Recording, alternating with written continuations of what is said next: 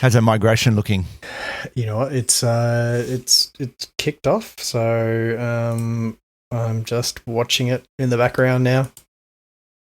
Just gonna wait and see it go.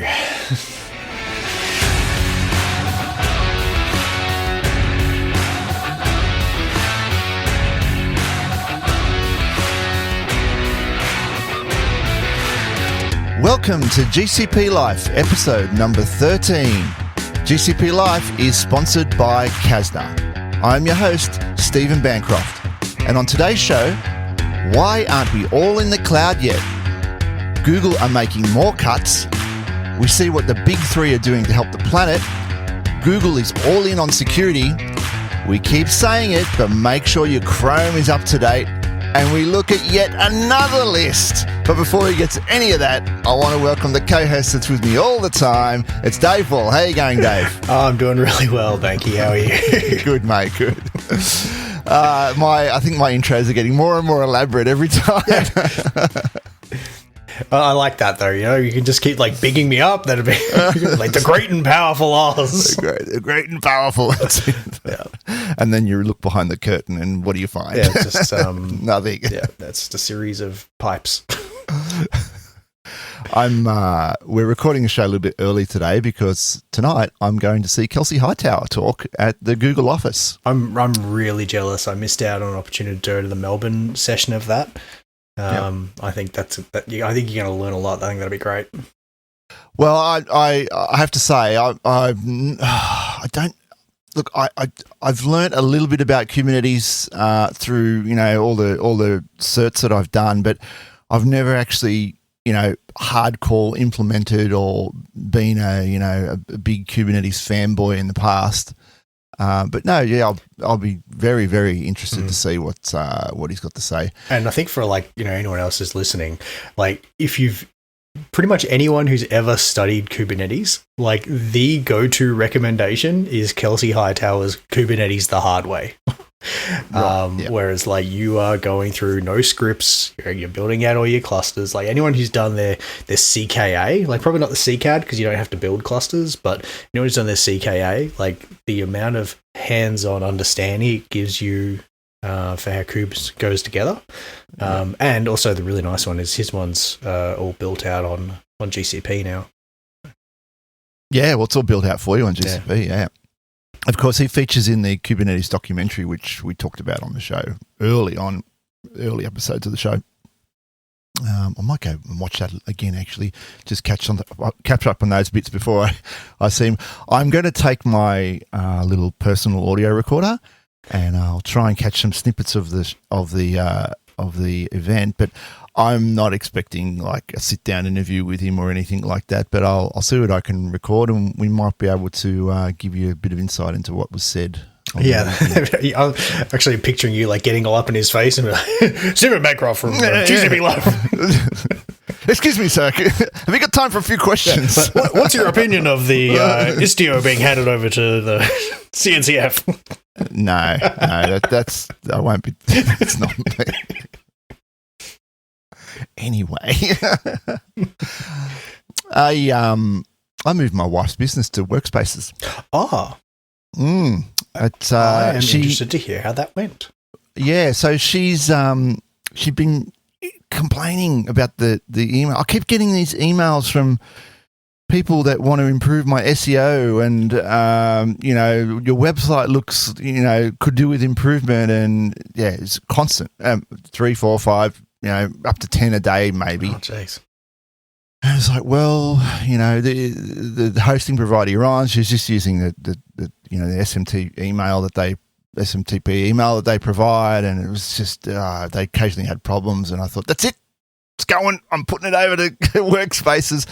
And she had this sort of legacy thing where when she first spun the business up, she had one name, so I set it up under that, and then she wanted to change the business name, so she still had the old domain hanging around, and it was just bleh. So, yeah, basically the process is you register in Workspaces against some email address that you have, and you tell it what domain you want to use, and then you can just set that up, but then you've got to claim the domain.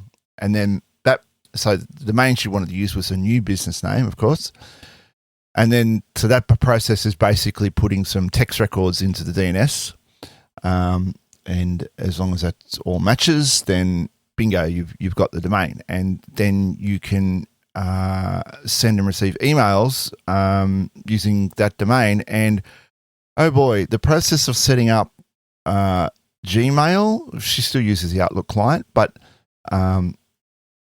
connecting the Outlook client to Gmail as the mail sender is so much easier than the convoluted instructions that were given by the previous web hosting provider, which didn't even work because they said to turn on SSL, and SSL didn't work, so it was kind of all unencrypted. But now, boom, straight in, works straight away, no problems. And I've set it up so that, when she sends an email, she's still got the old access to the old mailbox. But when she sends an email from there, I've set it up so the reply address is the new email address. Yep. And her default sending is from the new email address, which is on Google Workspaces. So I'm hoping when the subscription expires to that, then it'll all go away and all her clients will have the new email address and should be working from the new email address. But yeah, pretty painless, really. The most difficult thing was with I won't name the DNS registrar that she's with, but they have, the interface is just weird. There's two places to do DNS entries, and of course I'd done the DNS entry on what I thought was the correct place to do it. Yeah. It looked legitimate. Wasn't updating for like 2 days. And then I found this other, I'll do it here and just see what happens. Yeah, sure enough, within an hour it was all done. Yeah, nice. I mean, that's good to know. So that wasn't going from Office 365. That was just like the web hosting provider's email to Workspaces now. To Workspaces, that's right. Yeah, she's still using Office 2019 or something installed on a desktop. Mm-hmm. And I'm trying to wean her off that as well and get her onto the Google Tool Suite. Yeah, I mean, I want to move. Again, it's also like my wife's business, but they're an Office 365. It's really small, it's only like 2 accounts. But I'd like to do that same approach and get them over to Workspaces and trying to get them away from Active Directory. Yeah, it all hinges on that domain. Once you claim that domain, and then you got 14 days free. The first 14 days are free, so you can get it all in place. And then once you get that domain claimed, then and you make your first payment, it all opens up, and it's pretty straightforward from there. Real. Yeah, so that was my little Google tech play during the week, and it looks like the Google quarterlies are out as well. Yeah, that was hot off the press. I think it was like just yesterday. Those have come in. I think looking a little softer, but GCP is nice, but the wider Alphabet group was a little soft, I think. I haven't had a good look at this yet because you just sent it to me like 10 minutes before the show. It's hot off the presses. Hot off the press. So how do I interpret this? This is metric, EPS revenue. Yeah, so, I can jump in here. So at least on the GCP side, cloud revenue grew 43.8% year on year. Decelerating from the previous quarter's pace, but still up plenty. It was the slowest pace of growth that the company has recorded since the second quarter of FY 2020. But they highlighted that the strong growth in cloud revenue as well as search revenue, they were the highlights for the quarter. So do we think this is a good result? It's good from a GCP result, but I think so. The wider Alphabet was short. I think it was more on ad revenue, I think, where it came in a little soft. Lower than expected, but still good. I'd imagine. Yes. Yeah. All right, I'll put a link for that in the show notes. Pretty short article, just with a few numbers in it. I guess it's a quarterly, so we'll probably make that a thing every quarter. And we'll keep you across that. So, all right, I thought we'd get started with the show then. yeah, look, a few articles today, quite a number of security articles, but I thought we'd kick off with some cloud agnostic kind of talk. And this first one here is why aren't all the financial institutions in the cloud? Why has it been so slow? This is an article from The Guardian. Time's up why Australia's financial institutions must accelerate their cloud migration journeys. After seeing what Afterpay and its many imitators did to credit companies' profits, you might assume Australian financial institutions would never again want to be caught napping by tech-savvy new market entrants. Yet history looks set to repeat itself. If venerable incumbents don't complete their cloud migration journeys quickly enough to hold on to their customers, especially their younger digital native customers. So, they're slow. Now, we have some financial institution clients. We have a lot of financial institution clients. We have a lot of financial institutions, and there are moves happening behind the scenes. But yeah, I guess from the from the general public's point of view, it does look slow, and I guess they got their reasons. It estimated Australian businesses, including financial sector businesses, have only about 25% of their IT infrastructure in the cloud. If they want to remain competitive, they will need to get all or most of the remaining 75% on the hybrid cloud by 2025. Oh, hybrid, you know how I feel about hybrid cloud. Gartner estimates that more than 95% of new digital workloads were deployed on cloud-native platforms by then. So I think what we're seeing is when they're deploying new stuff, it's going into cloud. But the old legacy stuff that's on-prem that's really difficult is they're just doing nothing about it. They're just like too hard basket. Yeah, and I don't think this is just a financial services thing, but it's a lot of large enterprise, especially they've got that, they're slow ships to turn. They spend a long time being like, oh, well, we don't trust the public clouds. We'll build, there'll be platform teams that'll build out our private clouds and it'll be just as good. I'm sure there was a lot of, white elephant projects out there.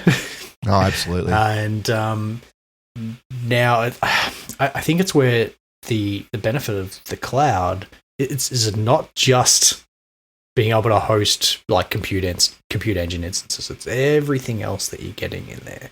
All of the agility that you can get from doing those migrations. All of the other services that you can consume.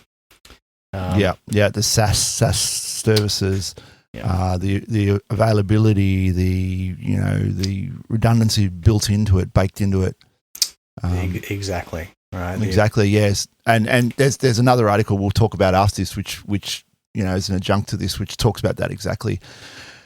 Another point this makes here is during the pandemic, with staff working remotely and customers unable to visit branches, financial institutions had to make wider use of public cloud-enabled applications such as video conferencing. However, they were still reluctant to let sensitive financial data stored on-prem go off-prem, which is, I think, a fair call. But there are reasons for that. For obvious reasons, financial institutions have been cautious about sending any of their customers' financial data off-prem. Indeed, until recently, it wasn't entirely clear in what circumstances Australians' financial data could be shared with a third party. So the legislation wasn't even there. Yeah, and you can see that culturally within a company, like, oh, well, we have to hold on to this data. We couldn't possibly share it out there. And once that dam breaks, and you realize, actually, if we put it there, it can be as safe or more safe. Actually taking that opportunity to properly implement your security from scratch again. Yeah, I mean, at the moment, Australia's data sovereignty laws means you can't send it overseas if it's in a public cloud, which makes sense, right? And Google Cloud does give you the option of where you want to store things. But this article goes on to say Australia's regulatory environment was somewhat cloud unfriendly until recently. Up until mid-2020, Australian financial institutions could only do business with a relatively small number of cloud providers, ones the federal government had approved via its cloud services certification program. So, it's regulation. Once again, it's the legal side of things trying to keep up with the tech. And that's a common story, right? Yeah, for sure.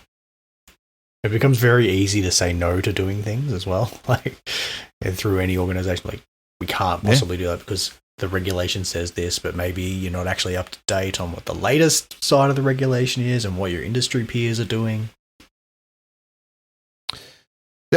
Yeah, I mean, and just sit on your hands, right? If we don't change anything, we don't have to worry about it. Yeah. Australia's financial sector is now effectively, so here's the twist, right? Australia's financial sector is now effectively being pressured to accelerate its cloud migration journey by the same regulators who were slowing things down in the past. Right? So there's now a push by those regulators, and it's all around security and compliance, to get it in the cloud because the cloud providers are demonstrating that they can meet those requirements. Yeah, and there was actually an interesting line here in this article about this act, which I wasn't aware of, which is the Critical Infrastructure Act, where it actually talks about penalties for financial institutions if they were to go down, I guess, in a disaster situation, about how quickly they can recover. Yep. So, if that's the case, if you're a company that's affected by this, all of a sudden you're looking at like, okay, well, what is our DR capability right now? What would we need to build out to meet our obligations here? Oh no, how many data centers am I spinning up? Yeah. Okay, let's go leverage a hyperscaler. Yep. It's a lot easier for a bank, insurance, credit card company or payment service provider to be up and running 30 to 60 minutes after a catastrophe if most of its mission criticals are off premises on the public cloud rather than on on-premise data center or private cloud. And we're seeing it. We're like at the coalface of this at the moment, aren't we, Dave, with the project we're on? 100%, yeah. Yeah, so we're absolutely seeing that we're doing a migration from on-prem, which is probably fair to say there was very little redundancy built into it. Mm-hmm. And we're doing this VMware migration into GCVE in Google Cloud. And just by the nature of it, and with a simple flag, a one-line flag in a Terraform script, we can create a redundant solution. Exactly. Right. Yeah, and it's to do a failover. There's a bit of argy-bargy and a bit of click ops that's got to happen, but it's baked in. It really is baked in. So that's kind of where the banks are. I mean, they're dragging the chain there, but the thing is, they're not the only one, which we kind of touched on. Another article here from ZNet. Cloud computing has all the momentum, but we still live in an on-premises world for now. Right? Only 7% of enterprises are truly all cloud. 7%. That's one of the takeaways from the 850 IT executives released by Foundry. So this is on a survey that they took. And they took a lot of numbers, a lot of stats. I'm not going to go through all of them here. I'll link to the article in the show notes. But some of the highlighted stats, half of the executive surveys said their organization's total IT environment is some on cloud, but mostly on-prem, which is exactly what we saw with the migration that we're doing now. While over a third, 34%, is mostly cloud, but some on-prem, and only 7% is all cloud. 7%. We've barely touched the surface. So the reasons behind this is 1/3 report a lack of cloud migration skills expertise, and 30% report difficulty in finding staff with cloud development skills and expertise. How many times has that come up in our show? That is a reoccurring theme right there. It is. It's common across our customers. It's common across like my friends in the industry. There's so many holes in people's teams. Like even like someone leaves because salaries are high right now, and it's very very competitive for tech people. Trying to backfill those positions very difficult. It's near impossible, isn't it? And I'm going to say it. I actually think recruiters are part of the problem. I think recruiters are too fussy. That's basically what it comes down to. They really, in my experience, right? They want to find the unicorn every single time, And that ain't going to happen. They're not going to find someone that perfectly matches the job description. In fact, they should be quite literally doing quite the opposite. They should find someone that's, a greenfield, a blank slate, and the company should be prepared to upskill them to where they need to be. Yeah, and I think that's where, I know it's something that we are doing through like Mantle Group, like, Absolutely. We're bringing people up.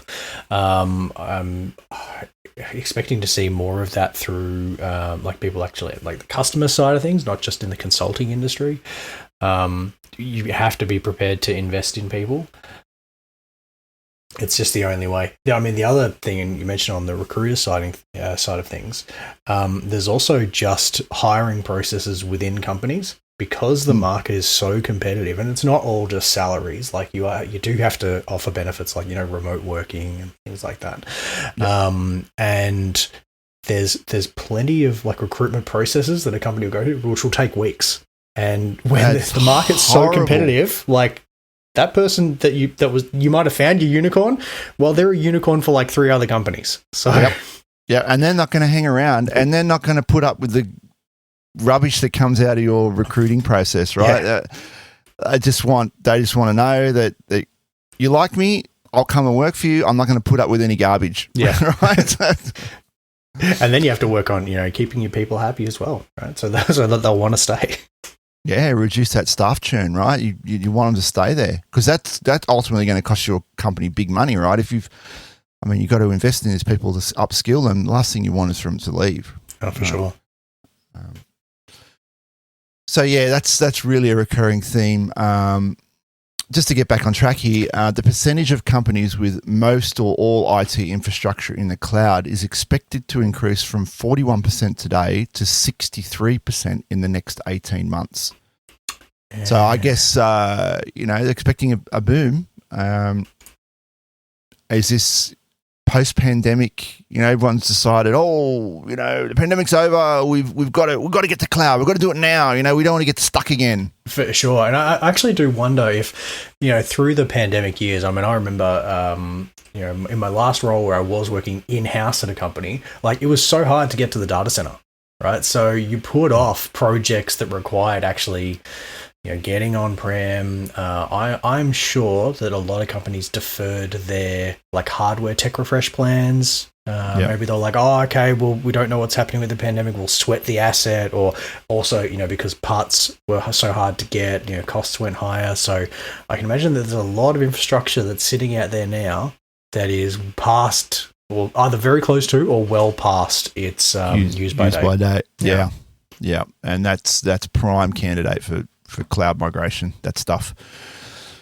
Oh boy, yeah, I know there's a data center here in Sydney that if you want to take, hardware, you can't carry it through the rotating doors. You got to go to the thing, you got to sign in, and you got to carry it all the way around to the loading dock, and then you got to wait for the guy and buzz. It's just a pain in the neck. And then banking, make sure you don't load too much on a trolley and slide it down a ramp. We won't mention that. God, listen to previous episodes for that one, people. Anyway, look, the top business objectives driving cloud investments include the following: enabling disaster recovery and business continuity, 40%. Right, and we mentioned that earlier. Absolutely. Replacing on-prem legacy technology, 39%. We were just talking about that, right? Lowering total cost of ownership, 34%. Yeah, absolutely. It's going to be cheaper in the long run. But keep in mind, while you're running both, while you're spinning up your cloud environment, there's going to be some costs there initially. Definitely, yeah. But it's about the long game, right?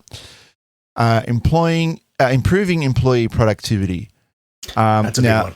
That's a big one, right? So if you're doing things the DevOps way, and you're using infrastructure as code, and you're not getting bogged down in all the minutiae of managing, failover and HSRP systems and so on, then your productivity is going to be improved. For sure.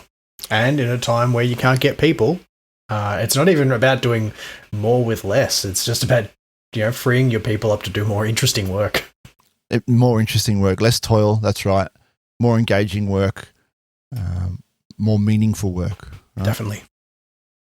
And greater flexibility to react to changing market conditions. Yep, absolutely. Spin things up, shut things down at a whim. Need some more compute? Just spin it up. The top challenges are controlling cloud costs, 36%. Yeah, I mean, you got to put the guardrails in place to prevent things spinning out of control. You need the right people in there, not just letting anyone in there willy-nilly spinning up projects all over the place. The top challenge is also data privacy and security challenges. I think we're getting better at that. We're going to talk about Google Cloud security offerings later in the show, but Google Cloud is definitely targeting that area. Yeah, for sure. And then once again, in this little list here, lack of cloud skills and expertise. So there you go. That's why we haven't fully migrated to the cloud yet, I guess. I guess this is the counterpoint to the article from before, right? It's like, why aren't you there? This is why we're not there. This is why we're not there. Yeah. Skills, security, help me here, Dave. What was the third point? And costs. And costs. Skill, security, and costs, right? Yeah. Anyway, we'll push on. Speaking of costs, Google have made some more cuts.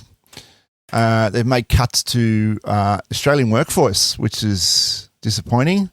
This is an article here on CRN, Australian IT news website. Approximately 100 Google Cloud support employees, including technical solutions engineers and program management positions, are being terminated if they can't find and transfer into a new role within 60 days. Now, we talked about this before with Looker. Yeah, we've been seeing a few of these. This is another one that's come up, yeah. Released Alphabet Workers Union. The cuts are hitting Google Cloud's technical solutions engineers in Australia, New Zealand, and Switzerland, and they're moving those roles into India, Poland, Canada, and Mexico. Now, I don't want to be. I'm going to play devil's advocate here, but I strongly suspect it's something to do with the wages. Yes, yeah, would seem how it sounds. How it seems to be. It's purely got to be a cost play. Yeah. And ironically, Google spends millions each year on building billions even, billions building new equipment and hyperscale data centers. Absolutely. They're spending like you wouldn't believe to support its ever-growing cloud infrastructure services. So, I mean, they're making some cuts on one hand and they're spending on the other. But, I guess the upside of it is there are plenty of technical roles advertising Google at the moment. Yeah.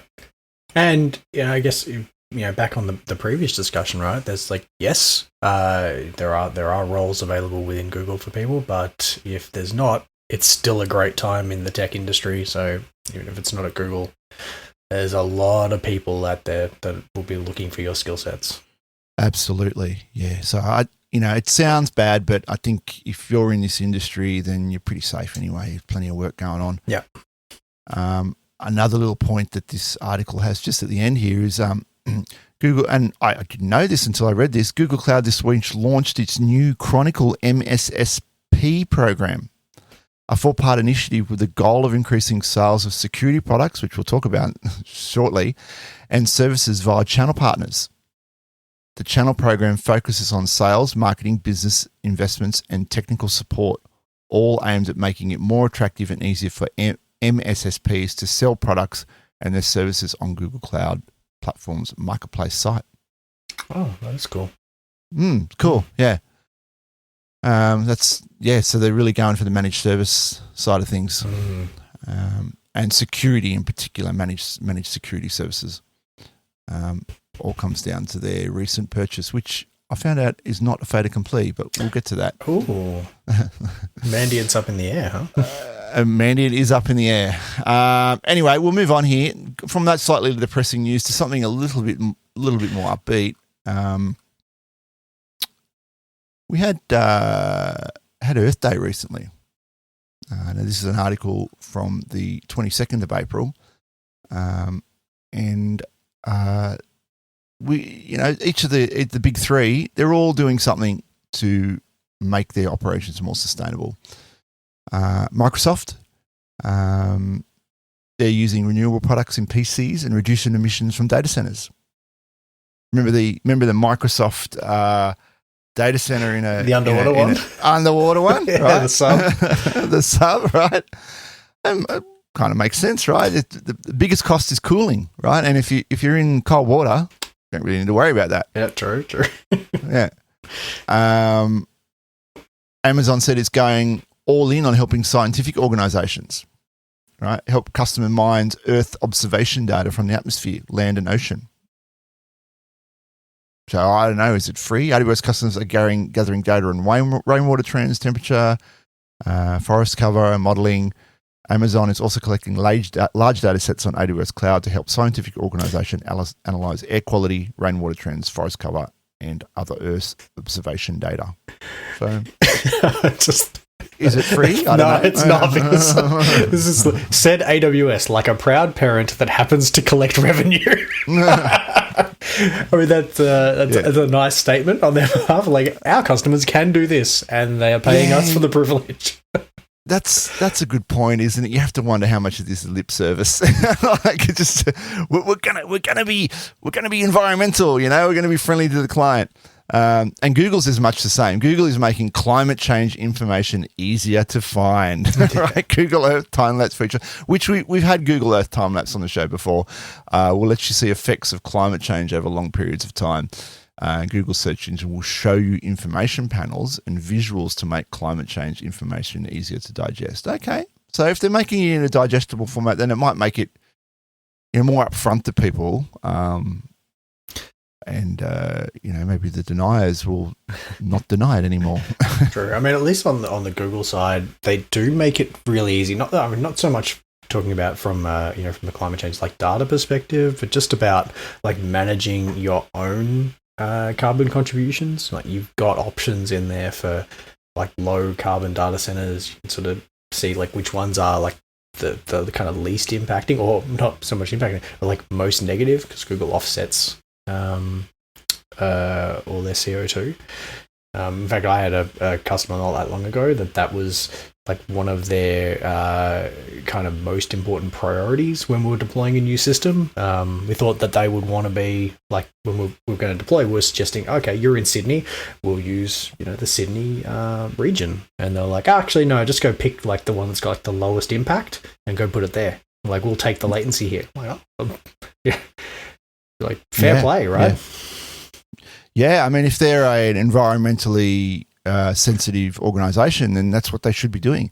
And Google gives you that option there to pick data centers that are offset. Yeah, so it was very easy to find that information, make the choice, and move their systems. So, yeah, perfect. And Google's also made its open source sustainability data platform accessible to anyone. And you can find data on climate, health, food, emissions, and more. So there you go. What they contributed to Earth Day. It's good. Definitely one of my top favourite 3 planets. It's my favourite planet to live on, that's for sure, and breathe air. Anyway, let's move on to a couple of Google features here. Google, there's a couple of, the first one's not strictly a Google feature. It's this new AI management platform. Google Cloud has launched an exclusive AI management platform, and you can get this in the marketplace. Prevision IO. Oh. Prevision IO. This is an article on Tech Radar. Prevision IO is a new pay-as-you-go solution.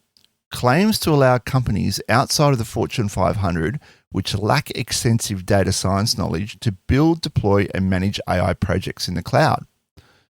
So you might want to get some of that data we just talked about, and you might want to apply some AI to it.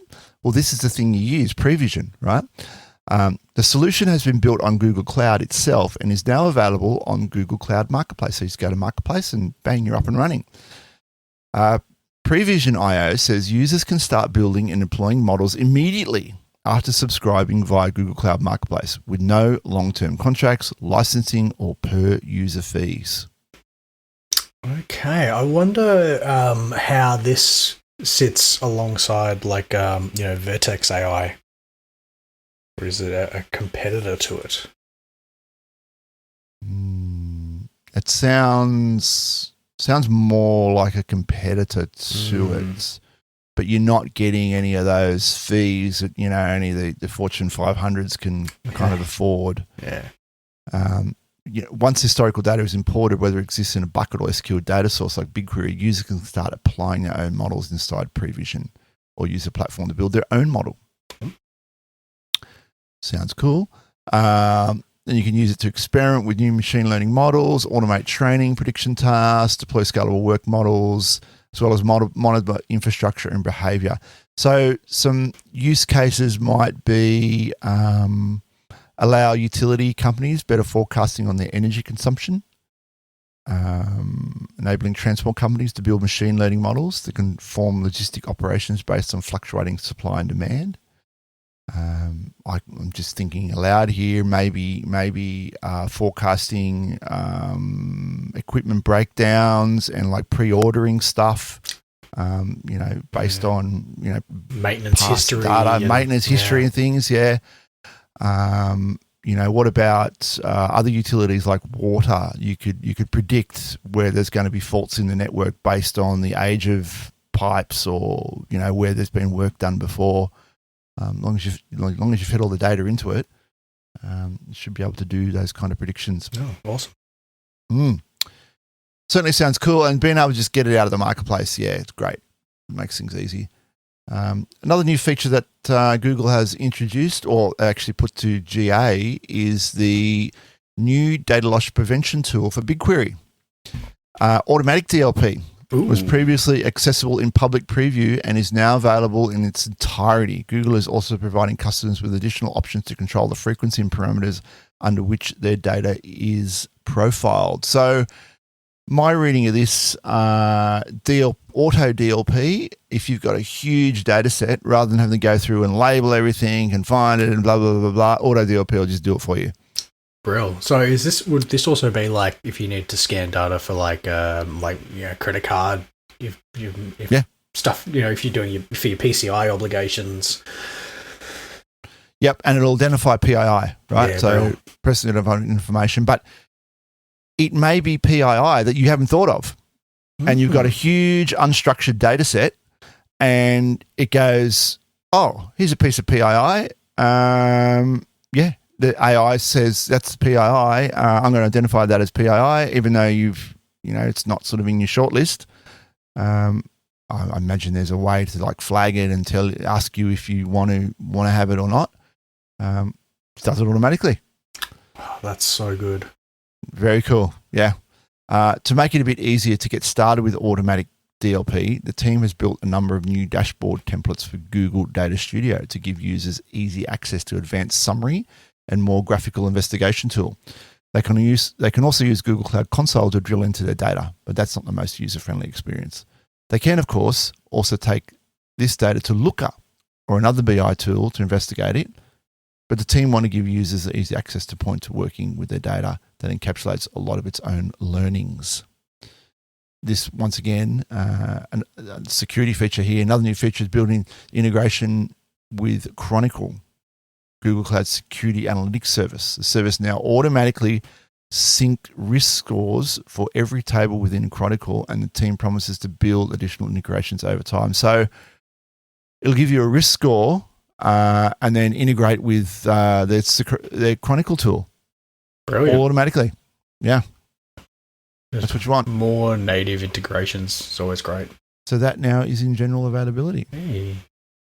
All right, so we will move on with a few security articles. Google tracked record 58 exploited in the wild 0-day security holes in 2021. 58. Google this is an article on the Register. Google's bug hunters say they spotted 58 0-day vulnerabilities being exploited in the wild last year, which is the most ever recorded since the Project Zero team started analysing in mid-2014. So we've talked about Project Zero on the show before. So this is more than double the last year, which was 28. That's not great, right? That's seeing a big uptick like that. Like the previous peak was what I think it was sort of like 2015. So yeah. Well, they're saying that the uptick is probably due to the increased detection and disclosure of the 0 days. So people are more aware of it. And this article also talks about the fact that everyone's the miscreants are just using the same techniques over and over and over again. So if you know the technique to look for, right? So it's more of a detection thing. Like it was been happening for years. We now just picking them up and yeah, because they know the techniques that they're using and they're just looking for those techniques and finding them now. Right? There's very few that are unique, right, or novel techniques. And I'll link to the article in the show notes. They go into detail on one or two of those novel techniques. One of them was that one reported that the North Koreans were using with the iframe JavaScript a few weeks ago. With the recruitment emails. With the recruitment emails, yeah. Most of them are overflow or, invalid or dissimilar data fields causing a crash or a corruption or something. Gotcha. But why this article is important to us is because it talks about Chrome. Chromium, which is at the heart of Google's Chrome, has recorded a high number of 0 days in 2021. This is a big deal because almost 3 billion people use Chrome. And now it's the basis of Edge, Brave, and Vivaldi. It's like the basis of pretty much everything now. That's for so far and away the most popular browser. 6 of these targeted Chromium's JavaScript engine V8, and it's worth noting that 3 other holes in Chrome that Google fixed last month and last were also V8 vulnerabilities. And speaking of Chrome vulnerabilities, the next article here talks about Google issues third emergency fix for Chrome this year. This is from Friday the 15th. One of the flaws is a type confusion vulnerability. So this is what I was trying to remember the terminology before. CVE 2022-1364 is a high severity 0-day bug that is actively being abused by attackers. With a type confusion flaw, a program will allocate a resource like a pointer or an object using one type, but later will access the resource using another type, incompatible type, right? The languages like C and C++, the vulnerability can result in out-of-bounds memory access, which... So, I remember the emergency one that we spoke about a month ago. Yeah. I feel like that was also another type confusion one. Yeah, it might have been type confusion or overflow. Was there 2 we talked about last month, perhaps, possibly? But I think what was novel about that one is the way they got access to it, using the iframe. And then there was another one, which is CVE 2022-1364, and they're not actually releasing the details on that one. Oh. Not until the bug fix is out. So once again, people, update your Chrome. If you see that little update thing, make sure you got it. Make sure you get the latest because they're out there and they're going to get you. And it seems every fortnight now we're reporting these kind of bugs in Chrome. Everything we talked about here today is built up to this one thing that Google are trying to do, and that is the web giant is pumping billions of dollars into its security offering so that the big bet will pay off. This includes mergers and acquisitions, such as building out technologies to work across AWS, Azure, and on-premises environments. So security. And that sounds like a good amount of security, so I think maybe a couple. That's a good amount. Right? Yeah. So this article here on the Register, they went away and interviewed Sunil Potty, which is Google Cloud Security VP. Really interesting read. I highly recommend. If you don't read any of the articles that we link to, this is the one that you need to have a look at. All these quotes are probably going to be from him. Instead of just selling Google as a cloud service provider, we intentionally decided we are a brand in security, Potty said. Gotcha. Yep. So Google are going hard after this, right? So the one thing that people are complaining about with cloud services is security. Google are going after it, right? amongst the other things that we talk about that they complain about. But this is the one thing that they're targeting at the moment. So Google is becoming a security brand, right? Google's answer to this was Anthos. It's a multi-cloud platform that launched in 2019. It allows customers to run Kubernetes workloads in their data centers and Google Cloud platforms as well as Azure and AWS. It gave security a starring role, right? Google had to start so they started developing this in 2020 after the Chinese cyber spies successfully infiltrated it on another Silicon Valley tech giant's network and stole intellectual property. Remember that one in 2010? Yeah, a long time back. Yeah. And I think that led to, the creation of like the Titan security tokens and... Yep, and then the whole concept of zero trust came out of that, right? So no one is trusted, everyone's treated at the same level, and it's once you're trying to drag a legacy company out of that old way of thinking and to come to a zero trust model, it's an eye-opener. It's just like, oh my God, the lights have just gone on. Yeah. Once they get it and they see how it works. Big difference to just like, we'll just protect the perimeter, and as long as the walls are high enough, we can keep them out. And like we had the discussion last time about like Lapsus, and all they were doing was just social engineering, like getting access to the people that are in your environment, right? So, and just breaching that wall and getting in. Yeah. Once you're on the inside, bang, you got at it, right? Also in 2019, Google moved its Chronicle. Once again, Chronicle gets a mention. Google moved its Chronicle security analytics platform, which had spun out of Alphabet, into a standalone startup back into its cloud security fold. So they're pulling all these things in to make this all-in-one security portfolio. Around this time, security became a major pillar of Google Cloud, and Google invested heavily in its standalone security products, Potty recalled. We've got infrastructure, we've got workspaces, we've got data analytics and ML AI, then we've got security. To go on with the Mandiant thing, during my reading of this article, I found out that Potty couldn't discuss the Mandiant deal because it is subject to a lawsuit at the moment. And what seems to have happened, according to a lawsuit filed in the New York Federal District Court by a shareholder, Shiva Stein, Mandiant made material incomplete and misleading statements to investors in financial documents filed with the US Securities and Exchange Commission about the planned acquisition. So Mandiant didn't fess up with all the data to their shareholders. That's how it sounds. Right.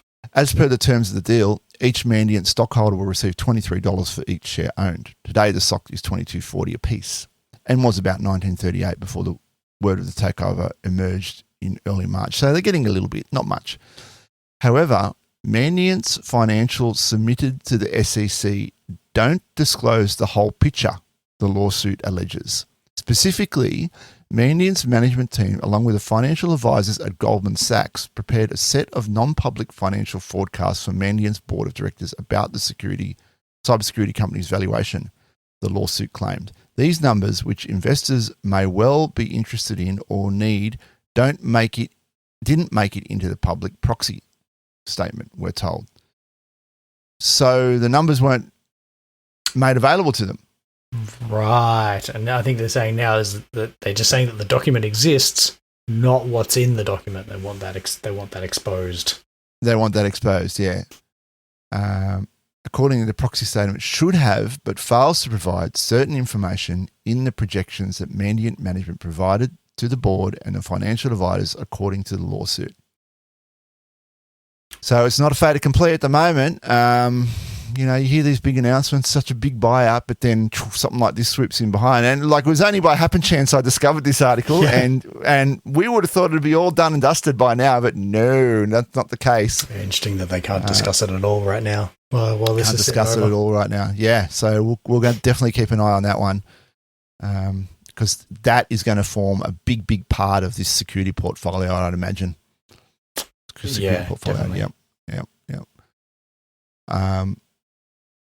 Anyway, we'll go on. Google here.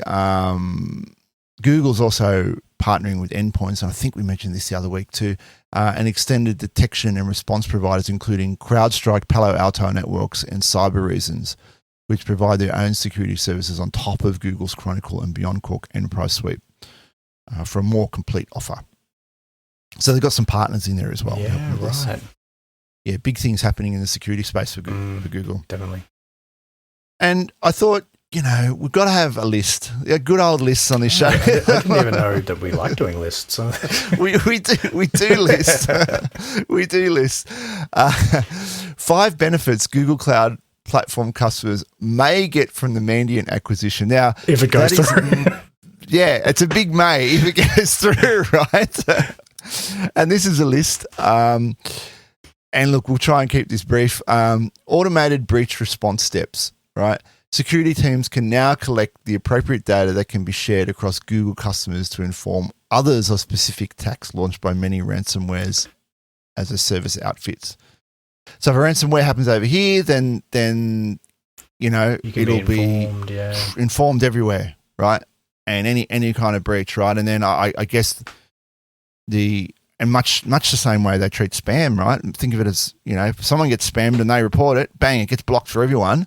So why not treat breaches the same way? Yeah, and I think that's a major benefit of using a widely available service where they can collect the data on impacts and build it out. Like, yes, information on your breach is going to go into their system. However, information on other people's breaches is going to help you. So it's a really kind of community data.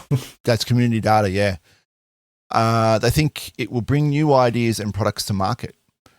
Now, Kevin Mandia and his team. So Kevin Mandia is like a sort of cloud security god, I guess. Kevin Mandia and his team can drive relevant cybersecurity offerings in all their products, including Gmail.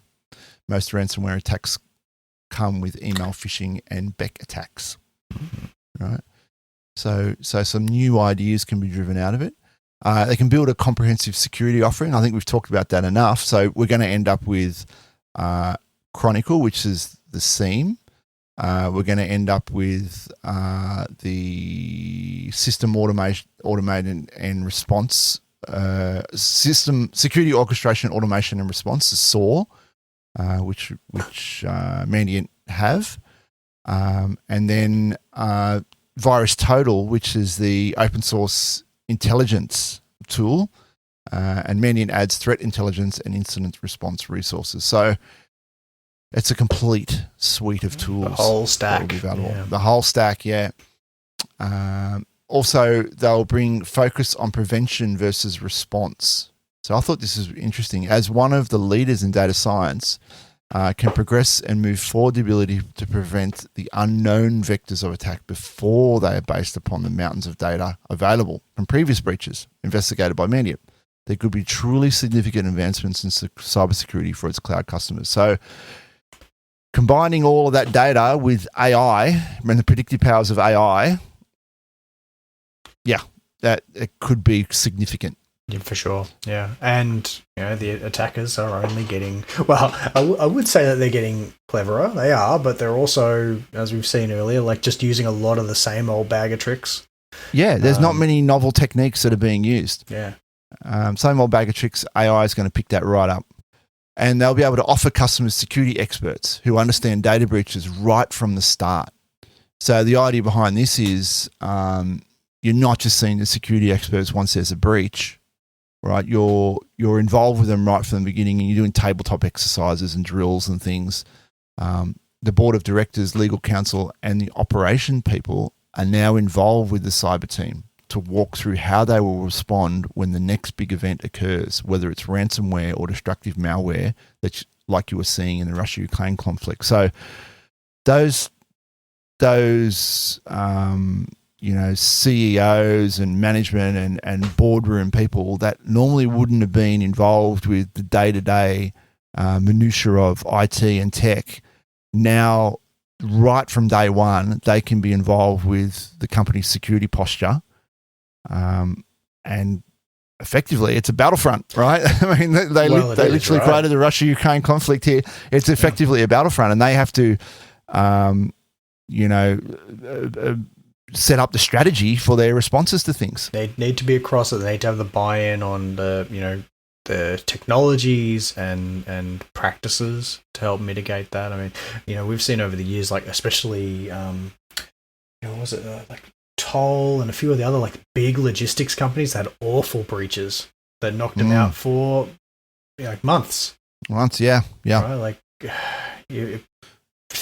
any company of any size, like thinking of the damage that would be for to be locked out of all of your enterprise, every line of business application being down, like that's just a terrifying scenario to be in. At least you can actually have some people to help. Yeah, so those boardroom peeps want to be involved from day one, absolutely. Well, Dave, I think we've talked about security enough for today. I think so, yeah. I mean, we've covered it all in terms of, exploits and security and DLP. I think that's going to make the show for today. What do you think? I think that's enough. Frantically go around and update Chrome on all my PCs. And, do it. Yeah. And how's that migration looking? Let me pull it up. Let's see how it's gone during the call. Look at that. One of them's waiting for its maintenance window, and the other ones are about a quarter done. Yeah, it's kicking along. All right. Awesome. Another cloud migration in the bag. Yeah, for sure. All right. Well, that's about it from us for this fortnight. Don't forget to check out Kasna Between Two Clouds, our sister YouTube channel. We've got the email there, gcplife@kasna.com.au, or the Twitter @gcplife. We regularly cross-post in the Kasna page on LinkedIn as well. So if you're not following myself or Dave or Kasna on LinkedIn, then do that. We've got the website there as well. You can probably Google that now. Also, go and write us a review on iTunes. That'll really help the show out. And, of course, today's show is sponsored by Kasna. At Kasna, we make your Google Cloud solutions possible. Well, that's it for me for 2 weeks. And what about you, Dave? Yeah, that's no more 4-day weeks, unfortunately. For me. Unless you're in Brisbane. But yes. No, so I'm going to look forward to 5-day weeks. All right, then. We'll catch you later. Bye. All right, catch. Bye.